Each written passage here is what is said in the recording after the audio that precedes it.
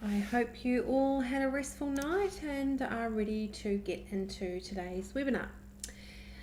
Welcome to anybody that is joining us for the first time today. We have 6 webinars that we run 3 times a week, so they're all about different things to do with disability and impairment. And today we will be going into how to employ someone with a disability and impairment. And going over the disability services, how they can help, what are they, where are they, those types of things, so that you can then employ someone into your business. So I'm Lisa and I will be going through the webinar with you today. First up, we will do an acknowledgement of country. 30-Foot Drop acknowledges the traditional owners of country throughout Australia and recognises their continuing connection to land, waters and the community. We pay our respects to the Indigenous people, their beliefs and their cultures, and both to the elders, both past and present. 30-Foot Drop funding. 30-Foot Drop would like to acknowledge the Department of Communities, Disability Services for funding this and many other initiatives. Without their help, so many projects such as the Two Wise Monkeys projects wouldn't see the light of day, and we'd be much more poorer for it as a community. So we thank them very much for this funding. This workshop is part of a Realities and Advantages of an Access and Inclusion grant awarded to 30-Foot Drop as part of an Information Linkages and Capacity Building grant for 2018 and 19. So right now we'll just go over some housekeeping on how we run our workshops. Unfortunately, we do not have all the resources to monitor all of our live streams and live streaming platforms.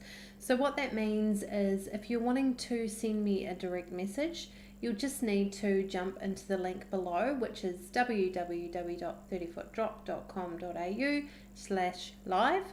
You can jump into the live box and send me a direct message. If you are watching from Facebook or YouTube, you won't be able to send a direct message through those platforms. You need to jump onto this link. So that's that. We'll be covering a lot of information in a short period of time, so we ask attendees to try and minimize any distractions that may be around you. For some people that's a bit hard, but do your best. Please make sure that 30-Foot Drop is tagged in anything that you speak about to do with our workshops, because the more people that are going to know about this and jump on board with this, the more changes we can make within our community. And if you know anyone that may benefit from our webinars, please let them know. You can register and register online through our website, and then you will get reminders as to when they are starting. So they are at 11 o'clock, that's this one, and 6 p.m. at night. So there's 2 a day, the same one. So I'll be doing part 2 again later on, in case people missed it during the day. Okay, we record all of the sessions, so if you did want to go back on anything, you can rewind it once I've hit the end button. And then it's shared to all of our platforms, such as Facebook and YouTube. All of the research that we speak about is all available online. So if you wanted to look further into anything that I speak about, get more resources, get information, read the reports, it's all available under resources on our website. And at the end of the webinar, we do have a short survey that we would be really grateful to you guys if you could fill that out before you go. The more feedback we can get on what we're doing, the better we can move forward and make better changes for a better future. So let me introduce myself. I am Lisa and I am one of the 2 wise monkeys. I'm hear no evil. The other monkey is Ben and he is see no evil. So through Ben, we hope that you leave the workshops feeling like you can see no evil about impairment. Through me, I hope that you can hear no evil about impairment. So my story is more of a hidden one. 30-something years ago, I was born 10 weeks premature. and with premature births, there can be lots of complications. I think I was born with a hole in my heart. Luckily, it closed over. I luckily could breathe on my own, so I didn't need the special machine to breathe. But I remember seeing photos and just thinking, oh my goodness, I look like a see-through creature, alien. Anyway, so with premature births, there can be complications in the beginning and in future. So in the future, I was diagnosed with mild dyslexia at 8 years old. Teachers used to hit me on the head, read out my low marks, and just make me feel completely dumb in front of all my classmates. It was humiliating, it was horrible, and especially for a girl, because it just wasn't as common, or it isn't as common, for girls to suffer from dyslexia. So I found it really hard. I had to do extra study before school. I had to try really hard to get the marks that I needed to pass, but I didn't let that stop me from having a career and doing well in life. I was determined to succeed, and I found out that at 13 that I was actually good at art and photography.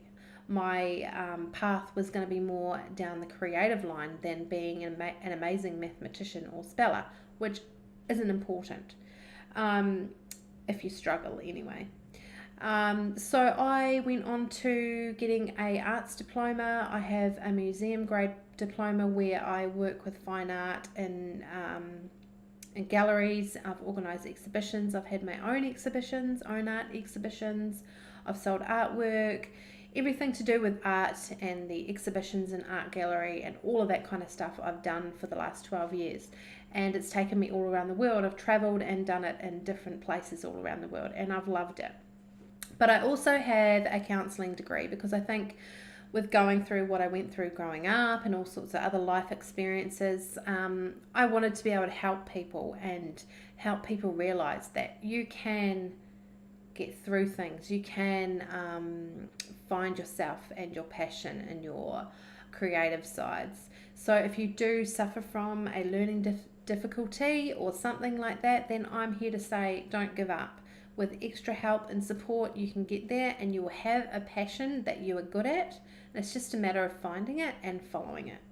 So that is me. And Ben will explain himself when you see him next. Now, when we look at the monkeys, isn't there supposed to be 3 wise monkeys? We've got see no evil, hear no evil. Where's speak no evil? You guys can take a guess as to who speak no evil is today. It's you guys. So, the aim of today's workshop is to turn you into a wise monkey. You'll begin on a journey of realizing, impairment or not, we are all human and deserve to be acknowledged and treated in the same way as anyone else. So, such an important message. We are all the same. No matter how we look, how we appear, our disability, our impairment, we're all human. We were all made the same way. We're all equal. And if you really did want to become that wise monkey today, we have these t-shirts available on our website, Speak No Evil, and they are available in black and white from children's sizes to adult sizes. So if you'd like to get one of those, they're really popular, really comfortable, and good quality. Please jump over to our shop on our website, which is the link below. So let's go over the outline and method of today. So how are we going to get you started on the path of a wise monkey? Well, there's a lot to learn about people with impairment and how to employ these amazing people into your business.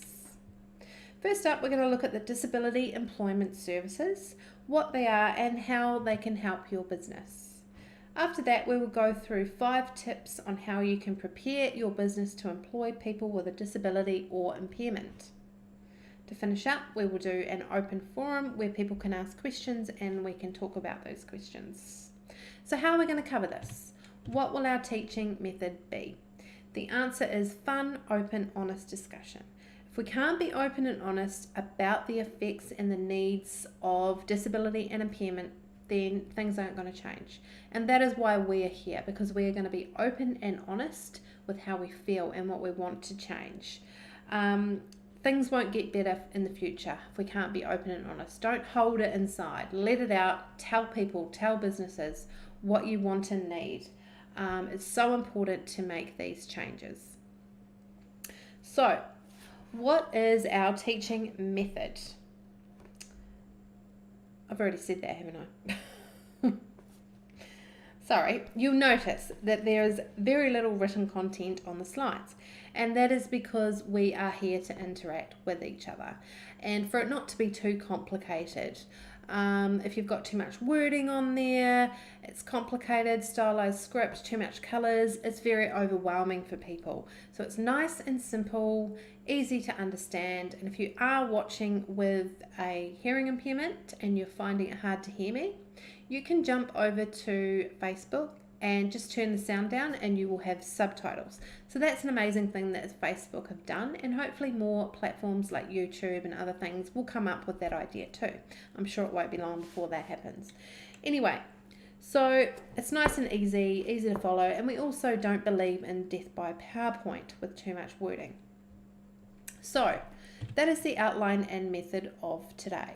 Next, I'm going to go over these 4 words because lots of people get them mixed up and think that they are the same thing, but they're not. So I will break it down so that you can understand what each word means individually. First, I'm going to talk about impairment. An impairment is an injury, illness, or congenital condition that causes or is likely to cause a loss or difference of physiological and psychological function. In short, an impairment is your medical diagnosis. So my medical diagnosis was that I was diagnosed with mild dyslexia. A disability, on the other hand, is the loss or limitation of opportunities to take part in society on an equal level with others due to social and environmental barriers. It is, as the word implies, something that makes you unable to access or participate in something. So for someone like me with a learning disability or any other kind of impairment or disability, too much wording, complex information or stylized script can sometimes make it hard for people with learning disabilities or dyslexia to understand, which means it's hard for them or us to get the right information that we need to use your service. This is especially important information to know because some people's impairments are hidden. And if they're hidden and your information is a bit complex or difficult to understand, then those people are potentially walking away from your business because it's too complicated, too complex. So you're losing those customers because of maybe some small things that are too complicated within your marketing or your website. So that is something to look at within your business. Anyway, I hope the difference between those 2 words makes sense. Next, we will go over the difference between access and inclusion. This is often referred to as the same thing, whereas it's not. Okay, access refers to the removal or reduction of physical barriers to participate in activities and functions of a community. At its core, access focuses a lot on the physical world around us and can be easily assessed with a checklist. So, for example, I'm going to use a cafe. You're wondering if your cafe is accessible. You can now jump onto our website and have a look at our accessibility checklist. You can check, are your door frames wide enough for someone in a wheelchair or limited mobility to even get in the door? Are your door handles at a level where someone in a wheelchair can reach or someone with a short stature? There's all these little things that unfortunately aren't checked over with the building standards and sign-offs. It's something that you as a business owner need to check until that happens where someone in the building industry is going to take over that role. It's up to you to make sure that your door frames are wide enough, your handles are low enough, that you're accessible and inclusive, and that is what we're trying to get across. So please, if you aren't sure, jump over to the link below this video and have a look at the access checklist. Now, inclusion. Inclusion is more of a psychological state of being and is the process whereby every person, irrespective of their age, disability, gender, religion, sexual preference, or nationality, who wishes to, can participate fully in all aspects of an activity or service in the same way as every other member in the community. Inclusion is making sure that every single person is included within your business or service, no matter how they appear, where they've come from, their religion, their age, their disability, all those things. Everyone needs to be made to feel like they are included. You're not really going to be feeling included if you're going to a restaurant and you have a mobility issue and the people at the restaurant have said, oh yes, you can come and have dinner, but you have to come through the kitchen because we can't get you through the front door. Not very inclusive, and probably not a nice feeling for the people working in the kitchen or for the person going through the kitchen. So, something to think about there. And if you have any questions, please jump on and ask any questions that you may have. Let's get into the nitty-gritty of today, which is disability employment services. Let's go over what they are and the funding for these. Disability employment services help people with a disability find and keep a job. The providers of disability employment services are called DES providers for short. Through DES providers, people with a disability, injury, or health condition may be able to receive assistance to prepare for, find, and keep a job. How awesome is this? And who here had never heard of this or known about a DES provider? I hope there's a few of you out there and are now thinking, ooh, this could be good. DES providers are a mix of large, medium, and small for-profit and non-for-profit organisations that are experienced in supporting people with disability, as well as aiding employers, which is a bonus, to put in place practices that support the employee in the workplace. So you're not left alone as an employer to deal with all the hurdles or barriers that come up along the way.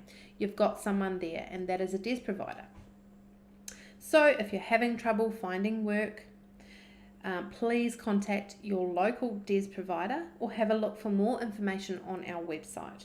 The information for that is under our resources. Okay, how are DES providers funded? They are funded by the government. Providers receive payments for helping participants find and maintain work. Great incentives. Payments are structured so providers earn more funding when they place more people into lasting employment. So it's going to work both ways. You're going to be happy, they're going to be happy.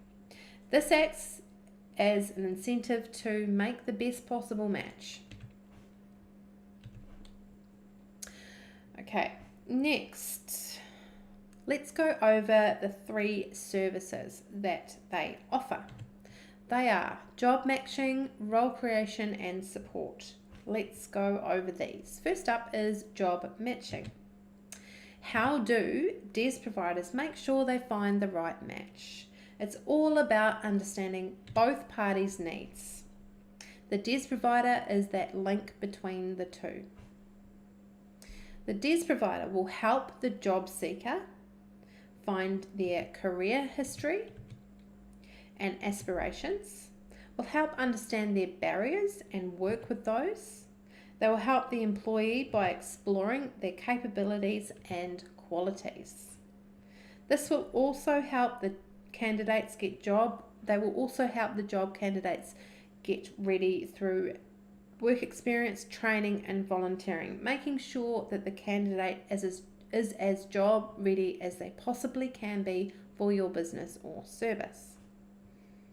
Now the business, what do the DES providers do for the business? They understand the new employer's business needs, describe and discuss the business dynamics, and create a suitable role with the DES provider. Once the employer and the employee fully understand both sides, they then match them with a job that meets both parties' needs.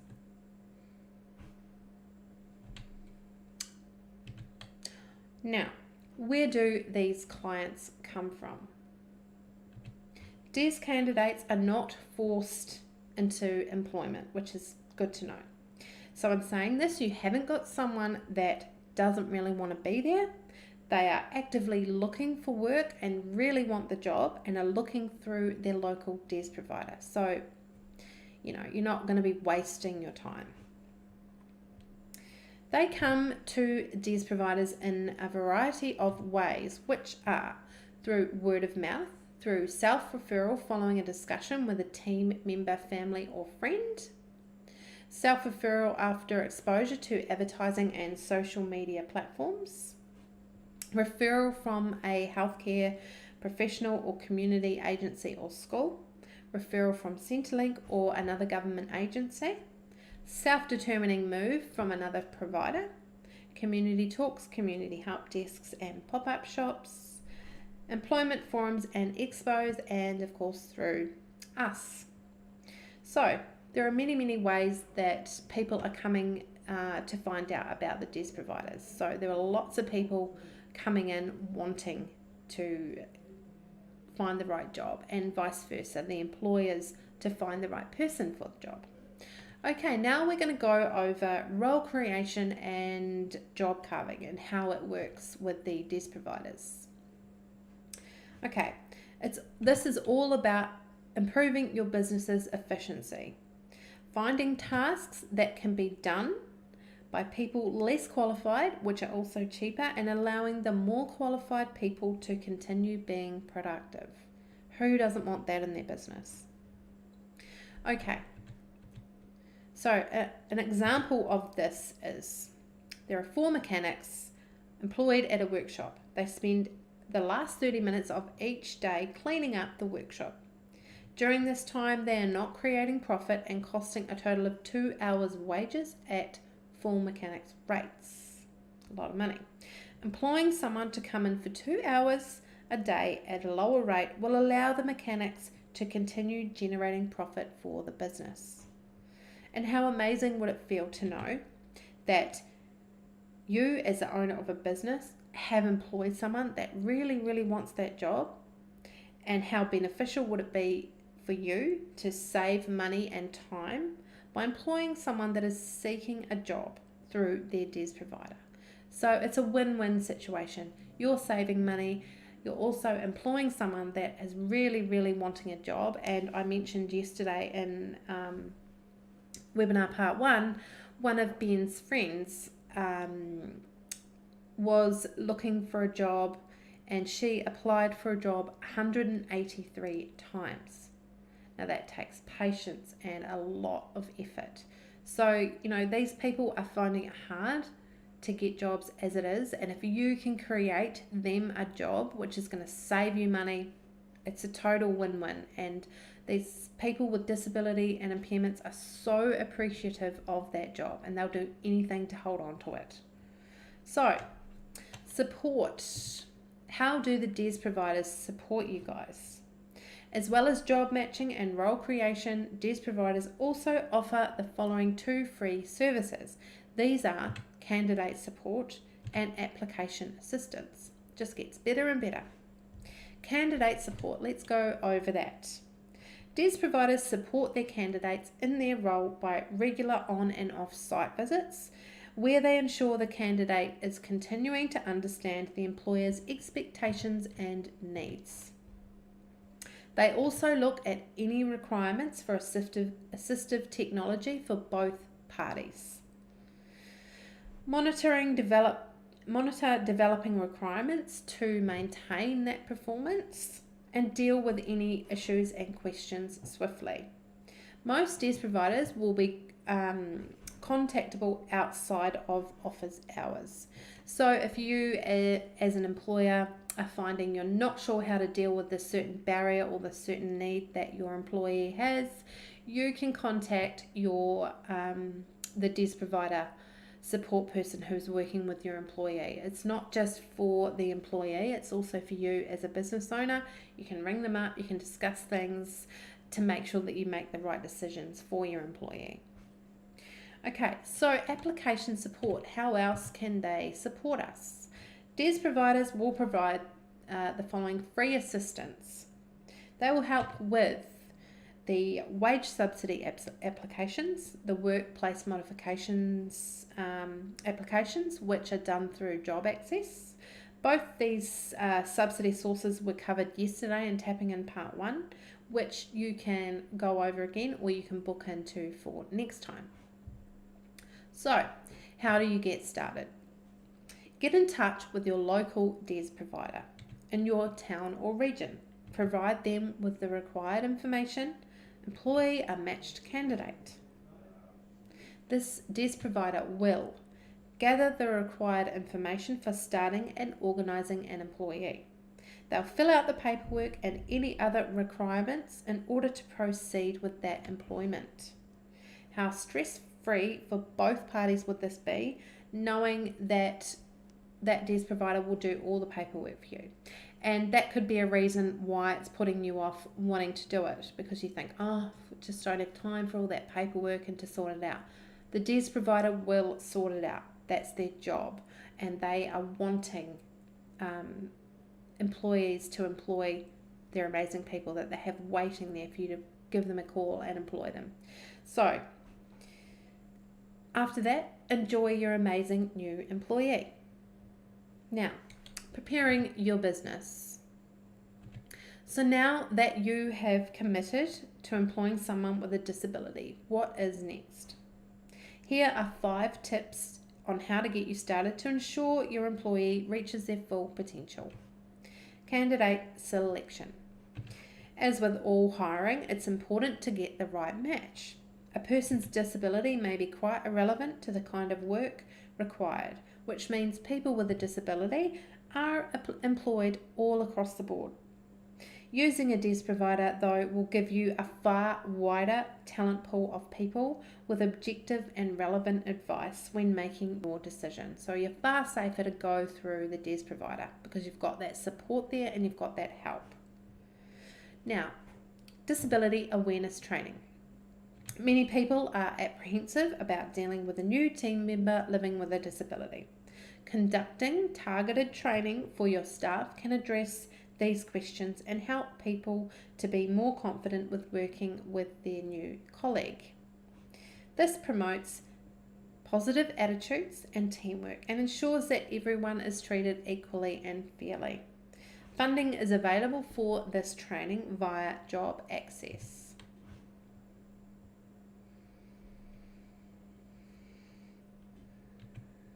Accessibility. Preparing the workplace so that it is accessible will allow the employee to do their job and will help with a smooth onboarding process, making sure that the person with the disability is involved because they will know what works best for them. So don't just presume that you're going to know what their needs are because everyone's disability is different, every human being is different, and they're going to have different needs. So check with them what's going to work for them first before jumping in and just doing it, because their needs will vary on their health condition and disability. Funding is available for these modifications, which we covered yesterday in Tapping in Part 1. So Job Access can come in and assess your workplace and look at the modifications that need to be done, and then they will go through the funding available. Other considerations may include changes to rosters and work times and practices, because sometimes it's harder for someone with a disability or impairment to be at work at 7 a.m. in the morning. Some people have carers, all sorts of different things going on in the morning or whatever. So you need to take that into account, that it might not be very easy for your employee to be at work at such and such time in the morning. So you may want to change your hours so that, you can start at 9, but then you can work later, or you can start at this time and do an extra day, or just work it out between the two of you to make it work. Induction and mentoring. Your new employee should receive an induction, relevant workplace training, and ongoing support through a designated buddy or mentor, especially in the early stages of their employment, which is important. So this is this is normal for most workplaces. Whenever you start a new job, you don't know your way around, you don't know how what the process is for that particular business or service. So someone with a disability or impairment is going to be no different. They're going to need a buddy or a mentor to show them around what to do and all those kinds of things. So think about any reasonable adjustments beforehand that may be necessary to make in the induction and intake process so it's more rewarding. Okay, last one, post-placement consultant. If your new employee is connected with a DES provider, then they will have a consultant allocated to provide post-placement support free of charge. In addition to supporting the employee, the consultant is also intended as a go-to person if you have any questions or concerns. Use this consultant as a free resource to you and your team to ensure things run as smoothly as possible in the first few months of the role. The DES providers want to make the work placement as successful as possible for you. So you're not, like I was saying before, you're not left on your own. You've got that consultant that's going to be there for you as a business owner to help your employee with any needs, any modifications, any other support or training. So it's all a win-win. It's all a really, really good thing that they're doing, and we're lucky in Australia that we have all of this, because I know lots of places around the world wouldn't have anything like this. So it's an amazing thing for people with disability and impairment, but we do need you business owners to jump on board and help them find work, because there's lots of people out there looking for jobs and really, really wanting to come and work within your business. And at the same time, if it can save you money and time and all of that sort of thing, then it's a bonus. Okay, so that is webinar part 2.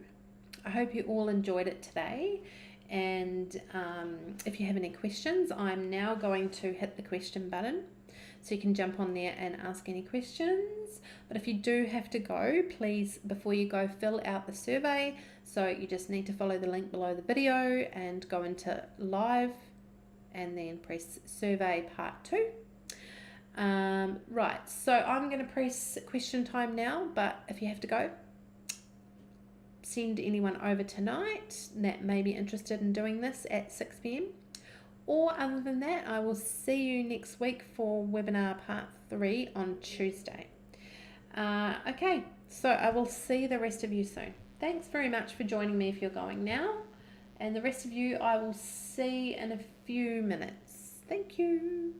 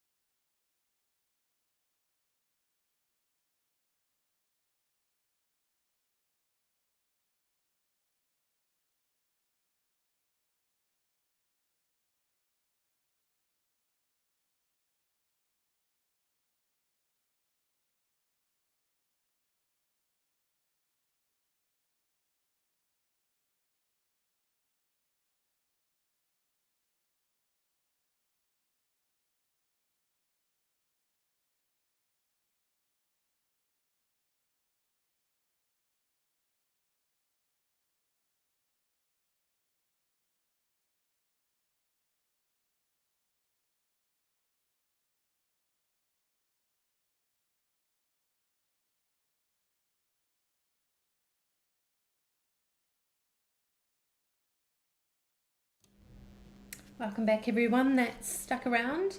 There's no questions this morning, so that is fine. I will let you go.